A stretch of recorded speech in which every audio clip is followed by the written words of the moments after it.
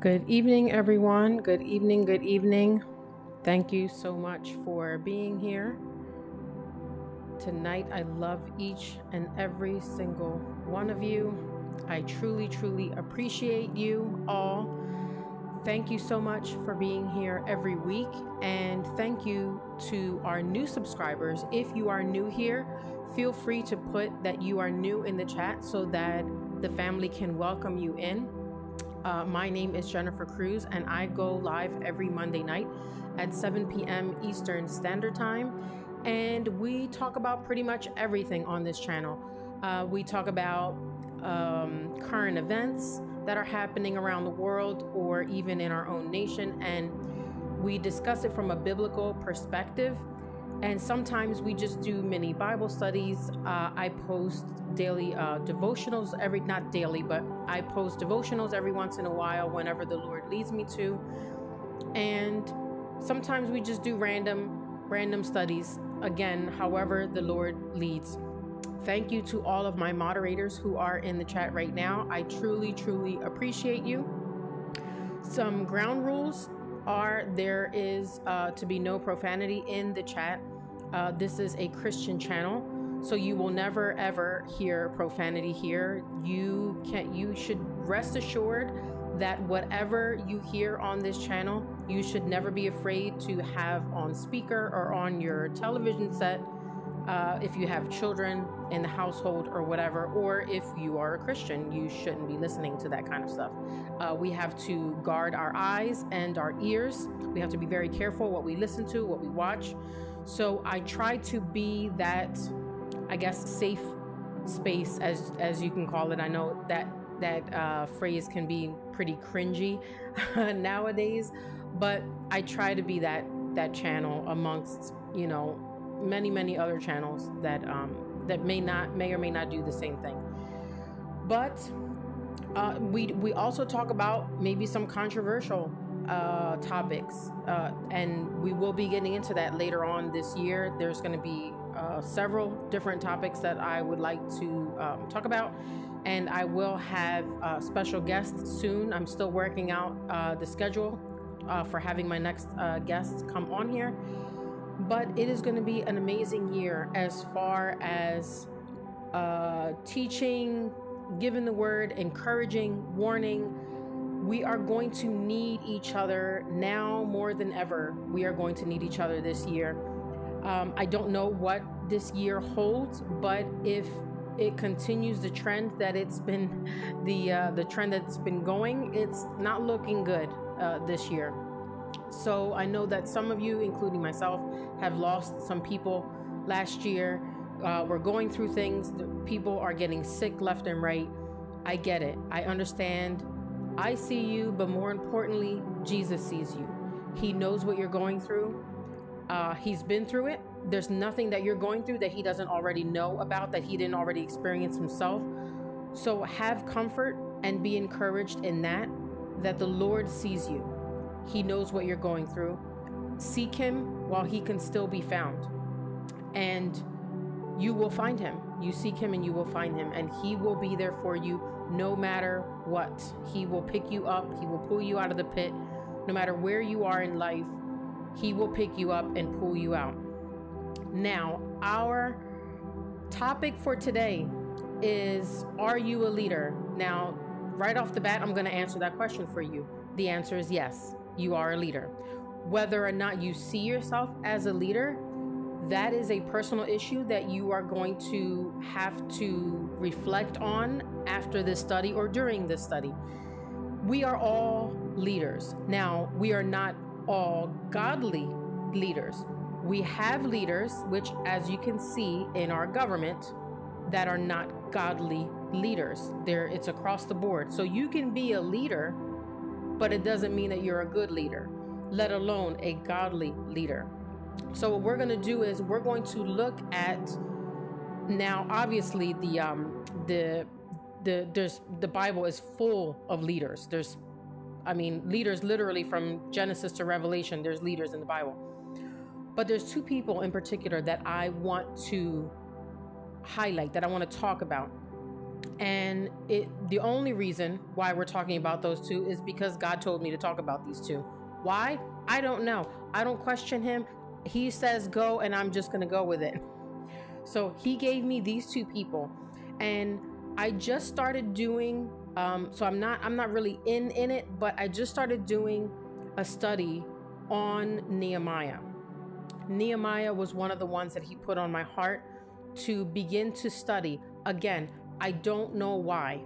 I have no idea why he told me to study Nehemiah's life, but he told me to study Nehemiah.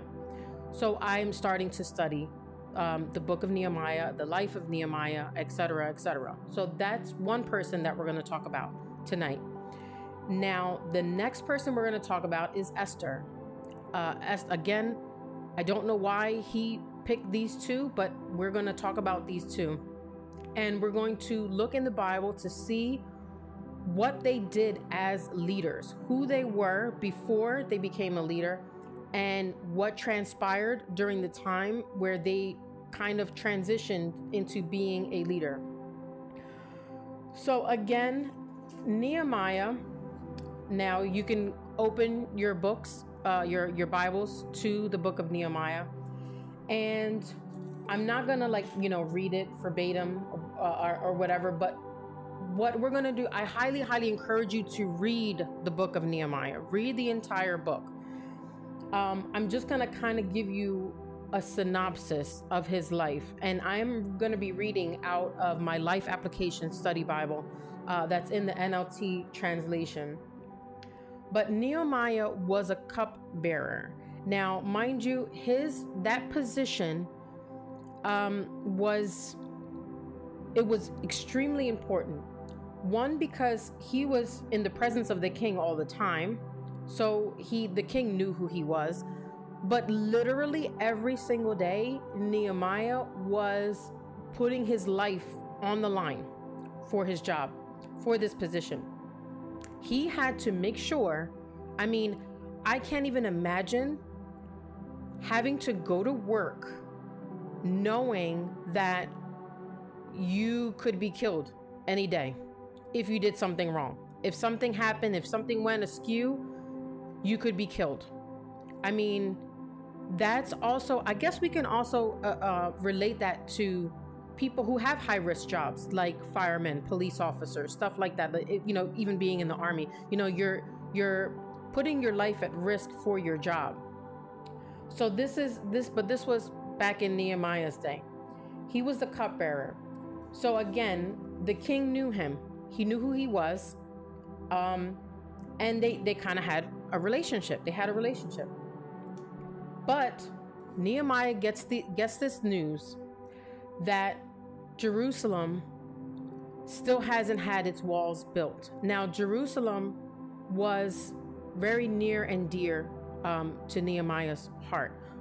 So when he found out that the walls still weren't built and pretty much Jerusalem was still a hot mess, to say the least, he broke down. He wept. Now, let me see. I'm going to try to read from where he found out, and it's okay. Here it is. So we're going to go to verse 3, Nehemiah chapter 1, verse 3. They said to me, things are not going well for those who return to the province of Judah. They are in great trouble and disgrace. The wall of Jerusalem has been torn down and the gates have been destroyed by fire. When I heard this, I sat down and wept. Right? Okay. Now let's stop there. Let's pay attention to this. He broke down, he sat down and he wept, but he didn't stay there. Now, that's a lesson in and of itself. Is when we hear bad news or when something bad happens to us, yes, we are broken and we weep, but we don't stay in that place. You don't stay in that place of woe is me and you throw a pity party for yourself. Now, I was once told that there's only two people that show up to your pity party. You and the devil. Only two people that show up to your pity party, because Satan will feed off of your woe is me mentality. He's going to feed into it. He's going to say, oh, I don't know how you're going to get out of this.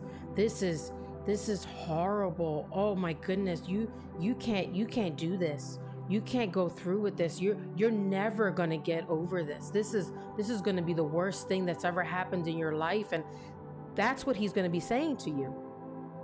But Nehemiah didn't stay there. So it's okay to have feelings and emotions, but you don't camp out in your woe is me mentality. So he said, after the sentence right after that, it says, in fact, for days I mourned, fasted, and prayed. So yes, he mourned, but he fasted and he prayed to the God of heaven. Then I said, O Lord God of heaven, the great and awesome God who keeps his covenant of unfailing love with those who love him and obey his commands, listen to my prayer. Look down and see me praying night and day for your people Israel. I confess that we have sinned against you. Oh, I love that. Did you see that? He's standing in the gap for his people. That is a leader. He's already showing signs of a leader, a godly leader. He does not have the woe is me mentality. He's putting his mourning into action. He's fasting, he's praying, and now he's standing in the gap for his people. I confess that we have sinned against you. Yes, even my own family and I have sinned. We have sinned terribly by not obeying the commands, decrees, and regulations that you gave us through your servant Moses. Please remember what you told your servant Moses. If you are unfaithful to me, I will scatter you among the nations. But if you return to me and obey my commands and live by them, then even if you are exiled to the ends of the earth, I will bring you back to the place I have chosen for my name to be honored. The people you rescued by your great power and strong hand are your servants. O Lord, please hear my prayer. Listen to the prayers of those who delight in honoring you. Please grant me success today by making the king favorable to me. Put into his heart to be kind to me. How beautiful is that? He's standing in the gap. He's humbling himself. And he's not saying, God, how dare you do this? We're supposed to be your chosen people. Blah, blah, blah, blah, blah. No. He's saying the opposite. He humbled himself and he said, you know what? Yes, we have sinned against you. We confess it with our mouth. But Father, we are asking you to forgive us and to heal our land. This is what he's trying to say. This is what he's telling the Lord. He wept, he fasted, he prayed. He's seeking the Lord for favor so he can have favor with the king. Now, later on, as you read, he found favor with the king. The king granted him his request to go back to his town to rebuild the walls. Now, did it end there? Did he just say, okay, you can go, and then Nehemiah built the wall and everybody lived happily ever after? No. This is just the beginning part of being a godly leader. Just because you are a leader doesn't mean that everything is going to be sunshine and rainbows. Oh no, quite the opposite. He went into Jerusalem. He had a strategy. The Lord gave him a strategy on what to do. And it says here in verse 11, chapter 2, so I arrived in Jerusalem 3 days later. I slipped out during the night, taking only a few others with me. Strategy. He's using wisdom. As a godly leader, you have to have strategy. You have to seek wisdom. You have to do things the right way. You have to do things God's way. So just because it sounds okay, it sounds good, doesn't mean that it's God that's telling you to do it. It could be your own flesh telling you to do it. So he did it. He went there, he did what he had to do. He strategized. But here we go. Now, we went over, you have to have, not a woe is me mentality as a leader. You cannot have that. You cannot stay stuck in your feelings. You have to get up and get going. You have to seek the Lord, pray, fast, whatever it is you have to do. You get up and you do it. Now, just because you make that decision and you start walking in God's will for your life doesn't mean it's going to stop there. Being a leader also means you're going to have opposition. You're going to have people coming against you, whether it be unbelievers or whether it be within the church. You're going to have people coming against you. Now we have Sanballat, Tobiah, and Geshem. They heard of the plan and they scoffed. What are you doing? Are you rebelling against the king? They asked. They were asking Nehemiah. I'm in verse 20. I replied, the God of heaven will help us succeed. We, his servants, will start rebuilding this wall, but you have no share, legal right, or historic claim in Jerusalem. You see, the opposition has already started. Now, again, as you read this story, he continues to receive opposition. They continue to come against him rebuilding this wall. Now I'm going to go to chapter 4 real quick. Sanballat was very angry when he learned that we were rebuilding the wall. He flew into a rage. Man, do we not see people falling into a rage? Even in the New Testament, the Pharisees against Jesus, they were enraged with him. And he mocked the Jews, saying in front of his friends and the Samaritan army officers, what does this bunch of poor, feeble Jews think they are doing? Do they think they can build a wall in a single day by just offering a few sacrifices? Do they actually think they can make something of stones from a rubbish heap and charred ones at that? Tobiah the Ammonite, who was standing beside him, remarked, that stone wall would collapse if even a fox walked along the top of it. You're going to get scoffers, people. You're going to get people that are going to come against you, that are going to make fun of you. They're going to say that there's no way that that can happen, that even if you do end up doing it, it's going to end up failing in the long run. You're going to get people that are going to say that. As a godly leader, it's going to happen to you.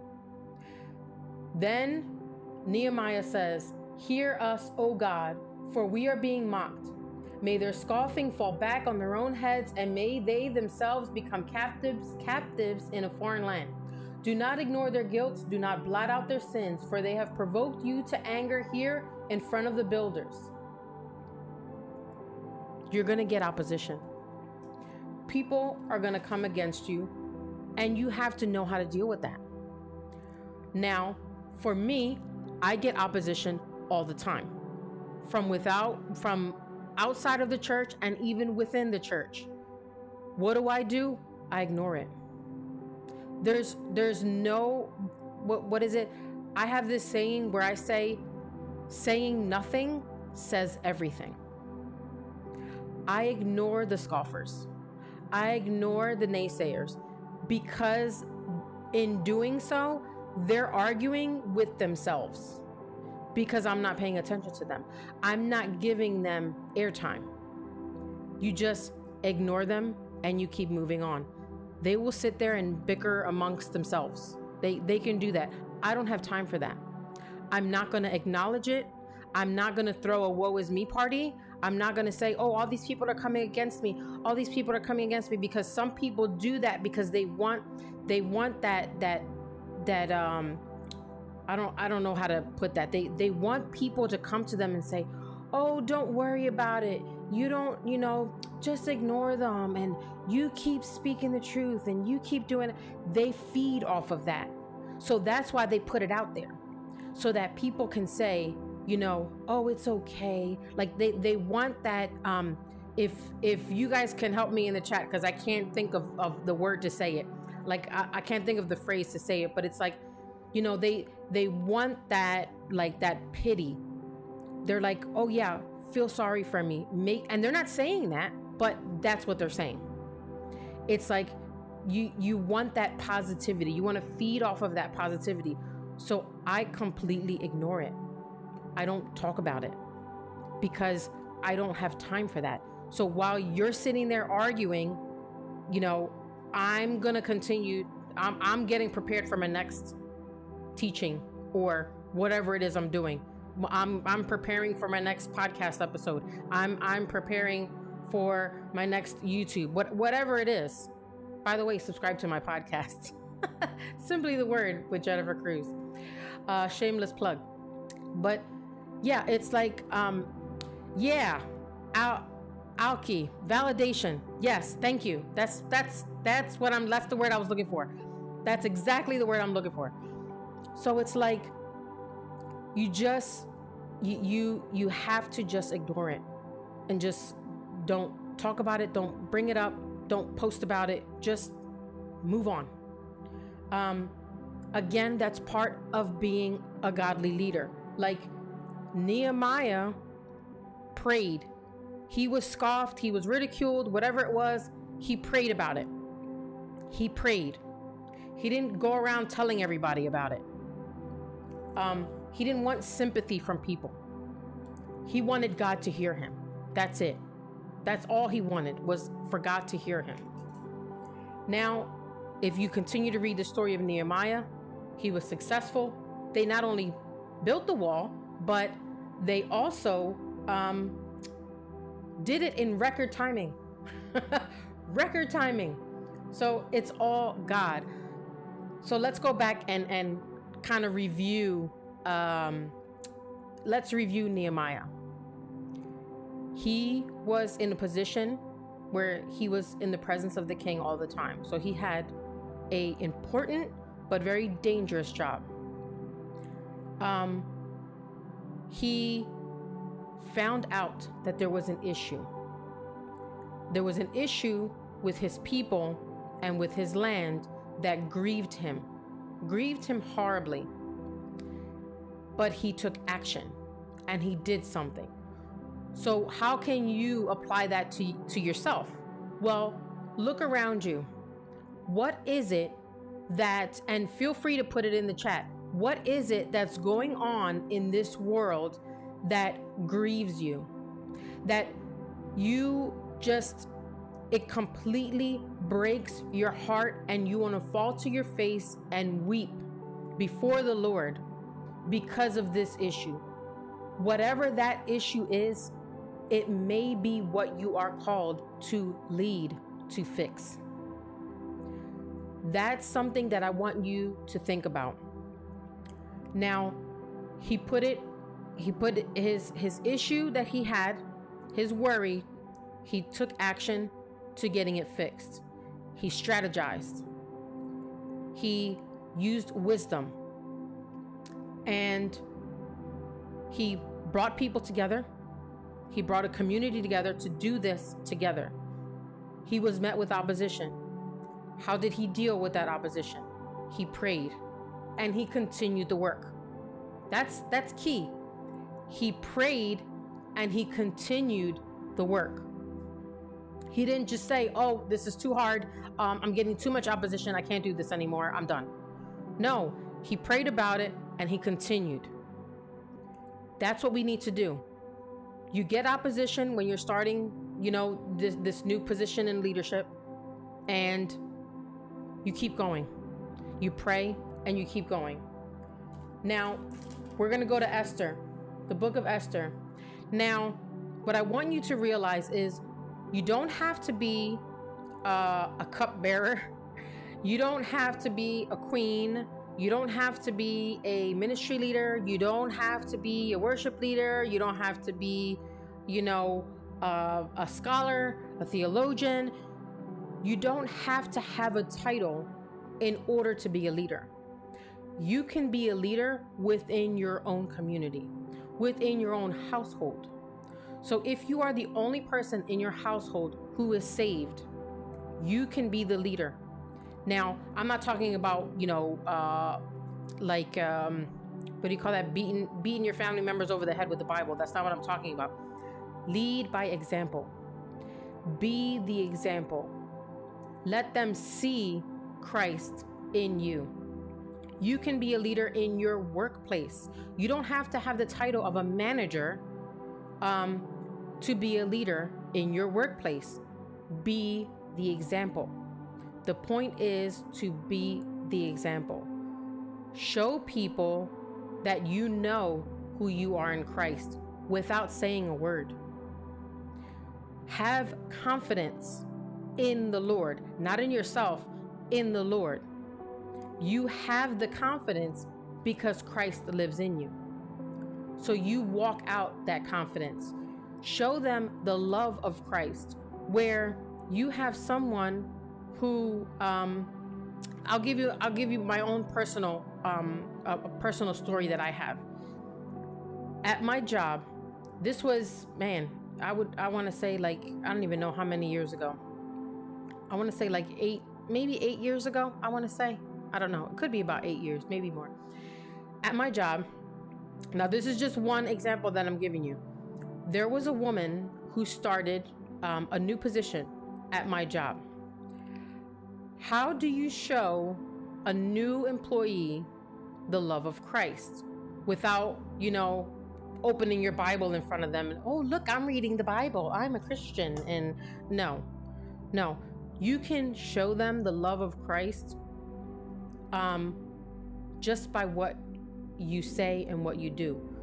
So I saw her, she came in, she was eating lunch by herself. So I asked her if she would mind if I would sit with her, or if she would sit with me. I don't remember exactly how it went. But instead of just letting her sit there by herself eating her lunch, I invited her. I sat with her and we just talked. I just welcomed her to the company and we just talked about each other. She told me a little bit about herself. I told her a little bit about myself, and we just had a wonderful conversation. Now, let me tell you something. We're talking like 8 years later, and I believe she's subscribed to my channel. I don't know if she's watching right now.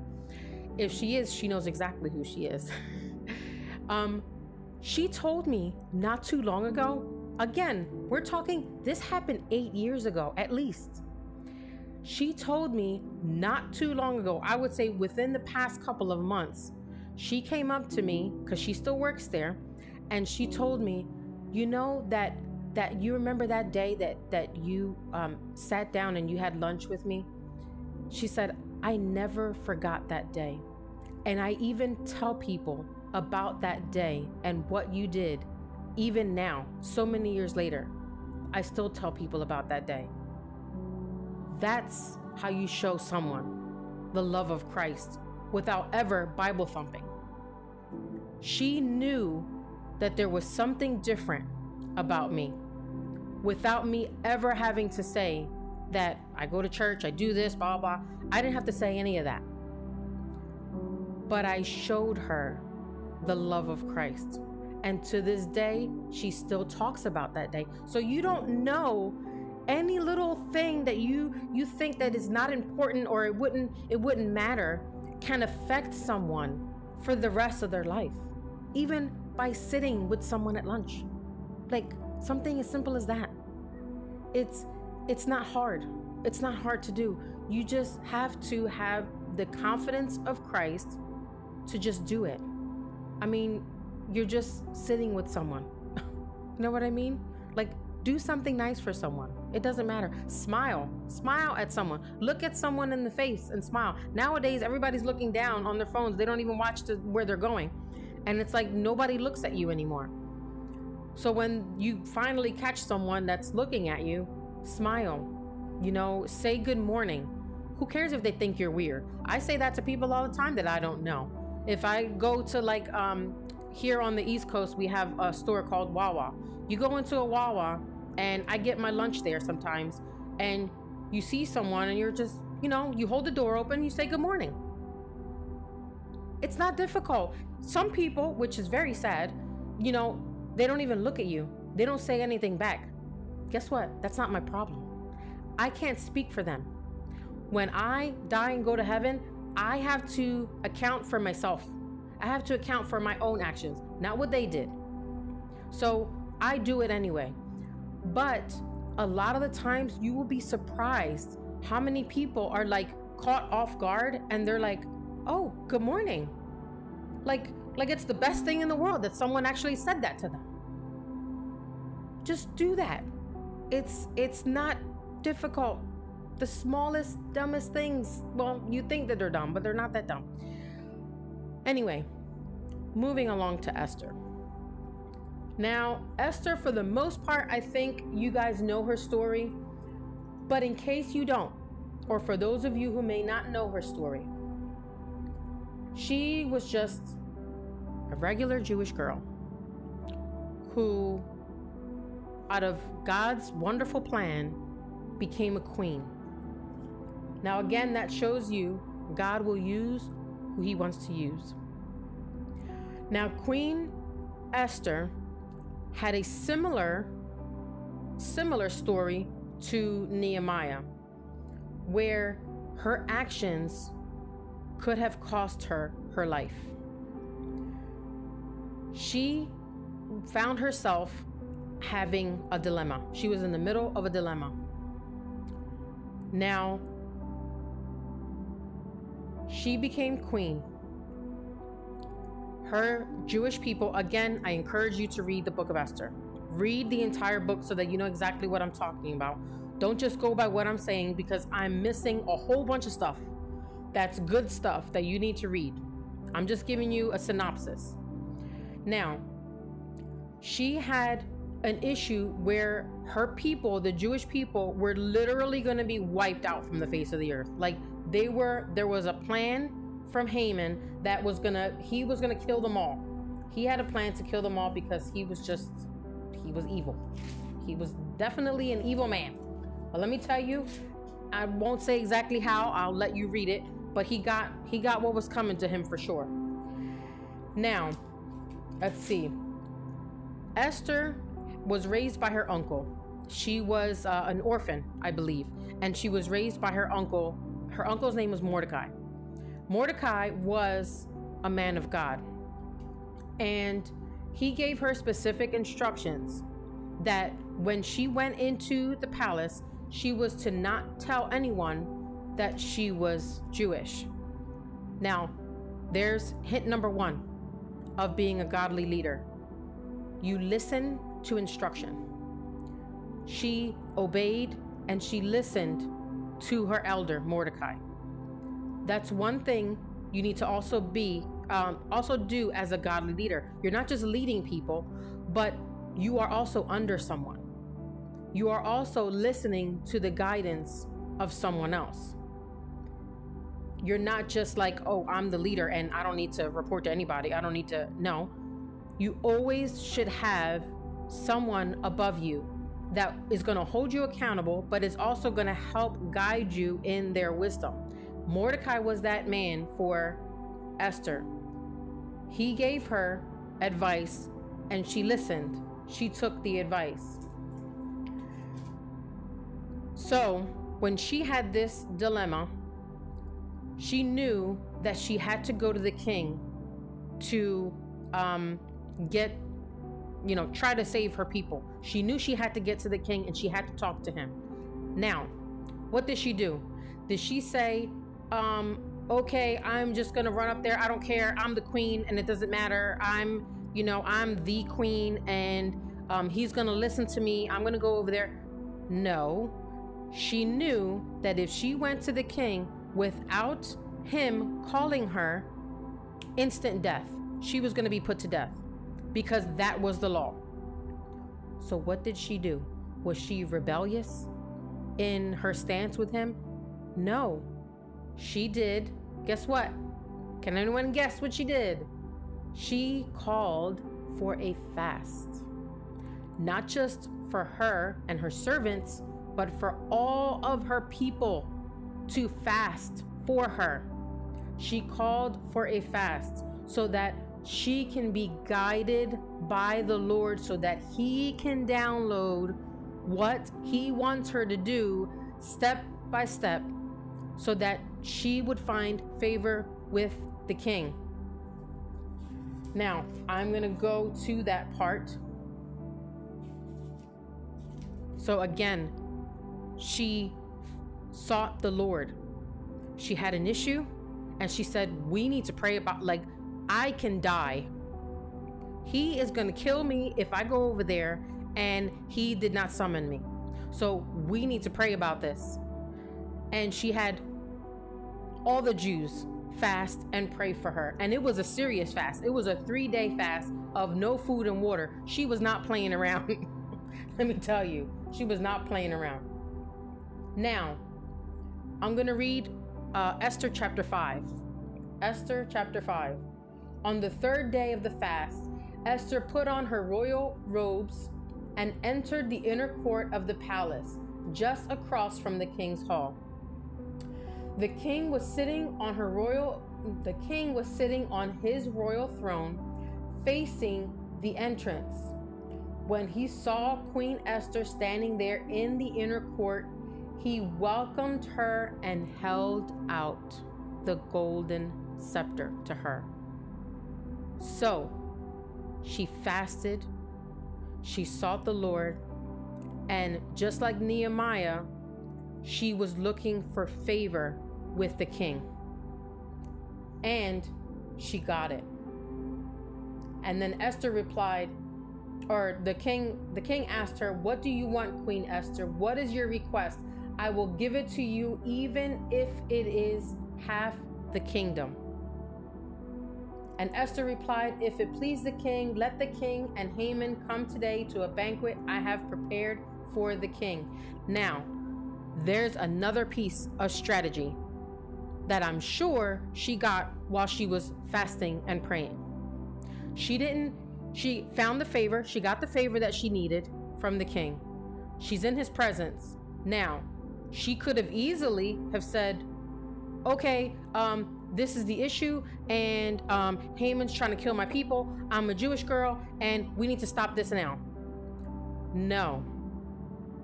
She strategized, and she was using wisdom. Now, again, I'm not going to go into the entire story. I want you to read the story for yourself.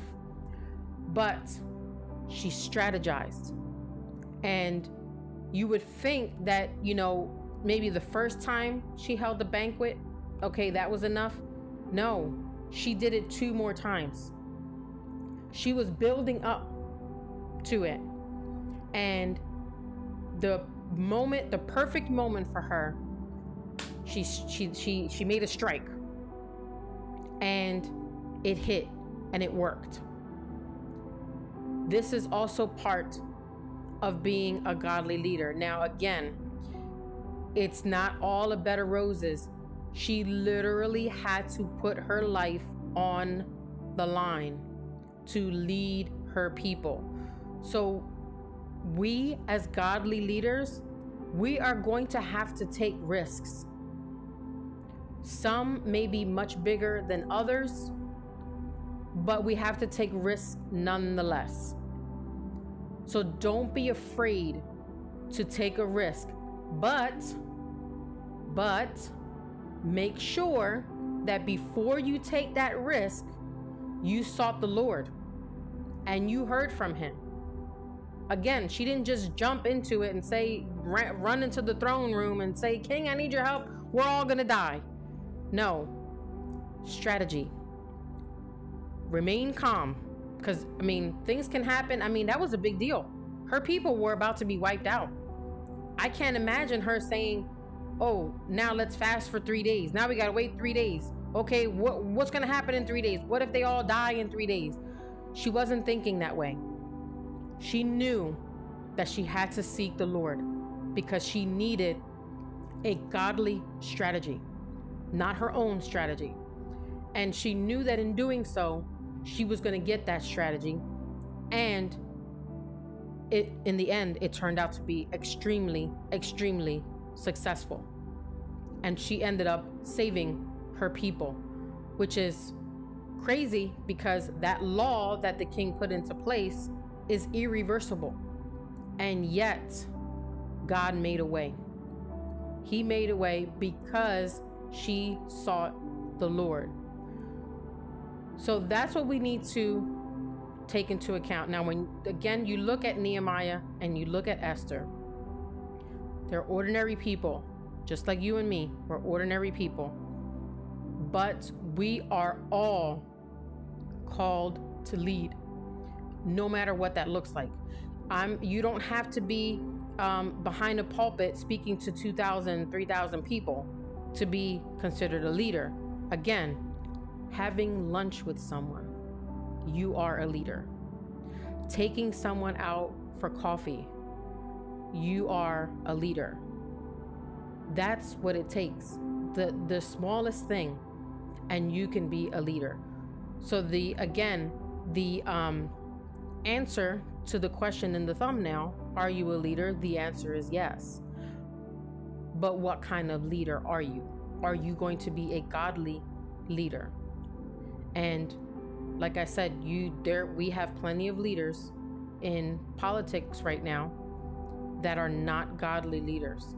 And if they don't get their act together, in the next life, when they are met with their maker, it's not going to end well for them. So we have to be godly leaders so that we can then disciple other people to be godly leaders. We all have that potential. We just have to see that in ourselves. So I want you guys to do me a favor real quick. In the chat, type in, I am a leader. And I want you to say that all the time. I am a leader. See yourself that way because that's who you are. It's just up to you to see yourself that way, and nobody's getting in your way but you. You're the only one holding yourself back. You can't blame Satan. You can't blame the devil because it's not his problem. He can't determine whether you're a leader or not. You can. You say that you are a leader.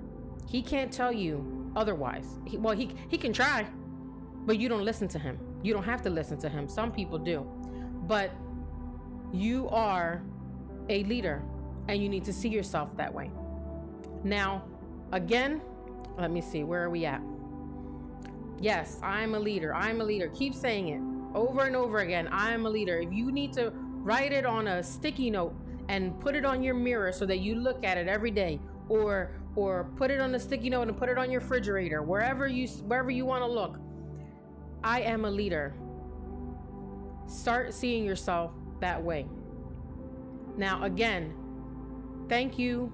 I appreciate every single one of you. I love that I'm seeing I am a leader. I am a leader. I love it. Now just start believing it. You're declaring it and now believe it. Thank you so much for joining me again this week.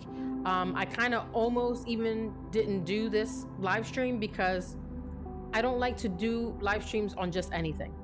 I like to be led of the Lord. And literally, like 5 minutes before I usually post like my thumbnail or whatever, that was when I got the leader idea from the Lord. So thank you again so much for being here. If you can, I please ask you to like the stream, share the stream with a friend, and tell them when you share it, you can do this. In the text, after you share it, when you hit the link, in the text to them, say, you are a leader. I'm sure they'll love that. You put in, even if you put it on Facebook, share it to Facebook and say, you are a leader in the subject line. Whoever it is, if you know someone who maybe doesn't see themselves as a leader, or maybe thinks little of themselves, send it to them and encourage them. Tell them you are a leader. Now, I did just release a new podcast episode. I'm doing a mini series on women in the Bible, and I just covered Eve today. We talked about Eve. So if you can subscribe to my podcast, it would be awesome. So if you don't see me on here, you can hear me on there. It's going to be a great study. I love talking about the women of the Bible. They're truly, truly amazing, amazing women. But yes, thank you so much. I appreciate every single one of you. May the Lord bless you and protect you. May the Lord smile on you and be gracious to you. May the Lord show you his favor and give you his peace. And again, I am premiering a short right after this live stream at 8 o'clock. It is premiering. So it's going to be premiering in 3 minutes. So if you can hang on for 3 minutes, the short will be premiering then. And I truly, truly appreciate every single one of you. Love you, love you, love you all. Have a wonderful evening.